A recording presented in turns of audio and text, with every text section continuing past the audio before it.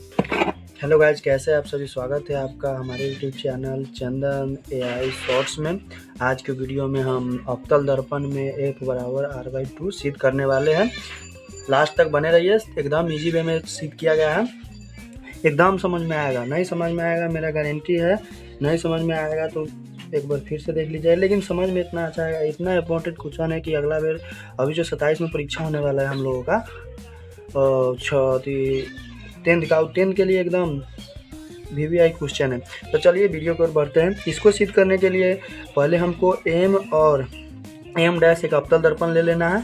अवतल दर्पण लेने के बाद एक उसका पहले प्रधान अक्ष X और X' खींच लेना है और उस पर एक बिंदु P उसका ध्रुव हो जाएगा, F उसका फोकस हो जाएगा और C उसका वक्रता केंद्र हो जाएगा। वीडियो में बने रहिए, एकदम समझ में आएगा, एकदम ईजी में बताया गया है। और AB एक आपतित किरण ले लेना है जो परावर्तन के बाद दर्पण के फोकस से गुजरेगा। ऐसा एक यहाँ पे है ना, कलम से नहीं बनाना, एग्जाम में है ना जो पेंसिल से बनाना। यहाँ ज़्यादा डार्क दिखाने के लिए मैंने पेन का यूज़ किया है, लेकिन आप लोग पेन का यूज मत कीजिएगा। परीक्षा में है ना पेंसिल से बनाइएगा, अच्छा नंबर मिलेगा। इसमें 6 में 6 लेना है तो इस सब पर भी ध्यान देना होगा, पेंसिल से ही बनाइएगा। चलिए वीडियो शुरू करते हैं, मतलब सिद्ध करते हैं। जो हमने रचना किया उसके बारे में हमको लिखना होगा। तो जैसा मैंने बताया ना एकदम सेम टू सेम, हो सके तो वीडियो पॉज करके मतलब छाप लीजिए कॉपी में, या नहीं तो चैनल को सब्सक्राइब करके मेरे व्हाट्सअप नंबर कमेंट कीजिए, मैं उस पर एक PDF भेज दूंगा इसका सेम टू सेम। चलिए शुरू करते हैं। हमने जो रचना की उसके बारे में थोड़ा विश्लेषण करना रहता है, लिख देंगे। चित्र में अवतल दर्पण दिखाया है, ठीक है, जैसा कि हमने M और M' अवतल दर्पण दिखाया है, ये लिख दिए। AB एक आपतित किरण है, या AB एक आपतित किरण है जो ये जा रहा है, जो दर्पण के मुख्य अक्ष X और X' के समांतर है। देखिए समांतर है X और X' के, तथा परावर्तन के बाद फोकस F से गुजरता है। परावर्तन के बाद यहाँ परावर्तन हुआ और फोकस यहाँ गुजर गया F से, ठीक है। ये तो चित्र में ही दिख रहा है, सिर्फ आपको लिख देना है। और हम जानते भी है प्रधान अक्ष के समांतर खींची गई किरणें परावर्तन के बाद फोकस से होकर गुजरती है, ठीक है, इतना लिख दिए।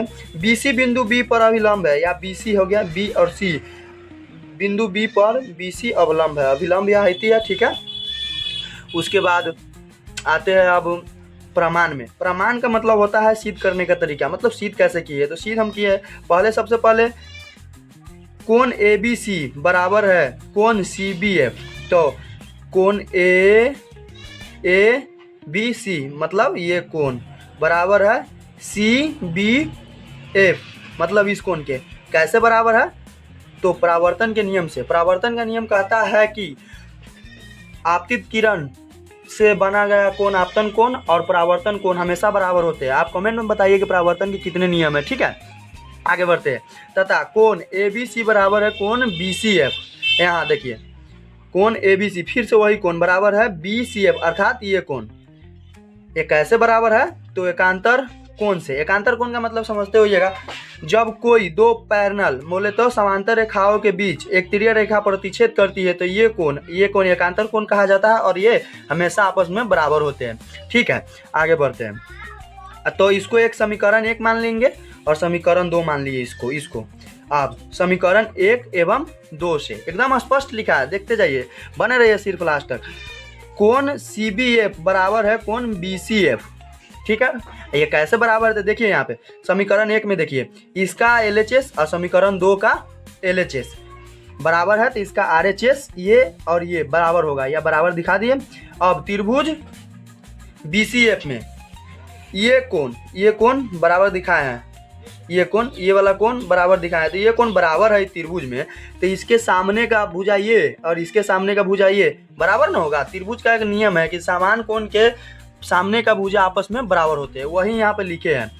त्रिभुज BCF में, वही त्रिभुज BCF में चूंकि ये कोण बराबर है, इसीलिए इसके सामने का भुजा ये और इसके सामने का भुजा ये PB बराबर होंगे। इसके समीकरण 3 मान लेते हैं। अब यहाँ पे एक चीज़ लिखना है, यही बस इतना ही लिखना है। ये तो मैथ के काम है, ये आप भी कर सकते हैं, लेकिन लिखने का जो तरीका है, अगर जो 6 में 6 नंबर चाहिए हमको बिहार बोर्ड परीक्षा में, तो हमको ये लिखना होगा। चूंकि दर्पण का दोरक बहुत ही छोटा है, इसीलिए बिंदु B P पर होगा, ठीक है।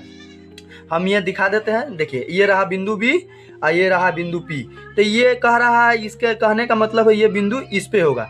तो ये बिंदु जब इस पे होगा तो ये सिंपल सा बात है कि इसकी दूरी FB और PF बराबर ना होगा। जब ये बिंदु मान लीजिए ये बिंदु इस पर मानना है, एक लेखा से समझो ना, इस पर लिखना है, मानना है, तो मान लेंगे तो ये दोनों बराबर ना होगा, क्योंकि ये बिंदु यहाँ पे होगा। कल्पना कीजिए ना, ये बिंदु यहाँ पे होगा, तो ये बराबर है। तो यहाँ इसीलिए PF बराबर PB, PF बराबर PB, हाँ PB, ठीक है, FB यहाँ पे हो गया, ठीक है। तो इसको समीकरण 4 मान लेंगे, और समीकरण 3 यहाँ है, समीकरण 4 यहाँ देखिए, समीकरण 3 का RHS और समीकरण 4 का RHS बराबर है, तो इसका LHS भी बराबर होगा। यही लिखे है समीकरण 3 तथा समीकरण 4 से PF बराबर CB। चूंकि इसका LHS RHS बराबर है तो इसका LHS भी बराबर होगा, तो ये बराबर दिखा दिए।